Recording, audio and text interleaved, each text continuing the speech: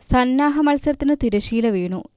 ഇനി ശ്രീലങ്കയ്ക്കെതിരായ യഥാർത്ഥ പോരാട്ടത്തിനാണ് ഇന്ത്യ ഇറങ്ങുന്നത്. ഓഗസ്റ്റ് 15-ന് ആരംഭിക്കുന്ന ആദ്യ ടെസ്റ്റിൽ ആരൊക്കെയാകും അന്തിമ 11-ൽ ഇടം നേടുക എന്നതാണ് ക്രിക്കറ്റ് ലോകം ഉറ്റുനോക്കുന്നത്. സന്നാഹ മത്സരത്തിൽ തകർപ്പൻ സെഞ്ചുറിയുമായി ദേവ്ദത്ത് പടിക്കൽ തന്റെ അവകാശവാദം ശക്തമാക്കിയിട്ടുണ്ട്. സായി സുദർശൻ പരിക്കേറ്റ് പുറത്തായതോടെ പടിക്കലിന് ടീമിൽ ഇടം ലഭിക്കാനുള്ള സാധ്യതയും വർദ്ധിച്ചു. സായി സുദർശന് പകരക്കാരനായി മുംബൈ താരം സർഫറാസ് ഖാനെ ടീമിൽ ഉൾപ്പെടുത്തിയിട്ടുണ്ട്. എന്നാൽ ആദ്യ ടെസ്റ്റിൽ സർഫറാസ് കളിക്കാനുള്ള സാധ്യത കുറവാണെന്നാണ് സൂചന. വിക്കറ്റ് കീപ്പർ സ്ഥാനത്തും ഇപ്പോഴും വ്യക്തതയില്ല. സന്നാഹ മത്സരത്തിൽ ഋഷഭ് പന്തിനും ധ്രുവ് ജുറലിനും വലിയ പ്രകടനം പുറത്തെടുക്കാനായില്ല. KL രാഹുൽ ടീമിലുള്ള സാഹചര്യത്തിൽ ഈ സ്ഥാനത്തെ തീരുമാനം നിർണായകമാകും. സ്പിന്നർമാർക്ക് കൂടുതൽ പിന്തുണ ലഭിക്കാൻ സാധ്യതയുള്ള പിച്ചിൽ രവീന്ദ്ര ജഡേജയും മാനവ് സുതാറും മികച്ച പ്രകടനമാണ് പുറത്തെടുത്തത്. പേസ് വിഭാഗത്തിൽ മുഹമ്മദ് സിറാജിനും പ്രസിദ്ധ് കൃഷ്ണയ്ക്കും സ്ഥാനം ഉറപ്പാക്കുമെന്നാണ് വിലയിരുത്തൽ. ബാറ്റിംഗിലും സംഭാവന നൽകാൻ കഴിയുന്ന ഗുർനൂർ ബ്രാറിനും അവസരം ലഭിച്ചേക്കും. ലോക ടെസ്റ്റ് ചാമ്പ്യൻഷിപ്പ് ഫൈനലിലേക്ക് മുന്നേറണമെങ്കിൽ ശ്രീലങ്കയ്ക്കെതിരായ പരമ്പര ഇന്ത്യക്ക് നിർണായകമാണ്. അതുകൊണ്ട് തന്നെ ആദ്യ ടെസ്റ്റിലെ പ്ലേയിങ് 11 മുതൽ ഓരോ തീരുമാനവും ഏറെ ശ്രദ്ധേയമാകും.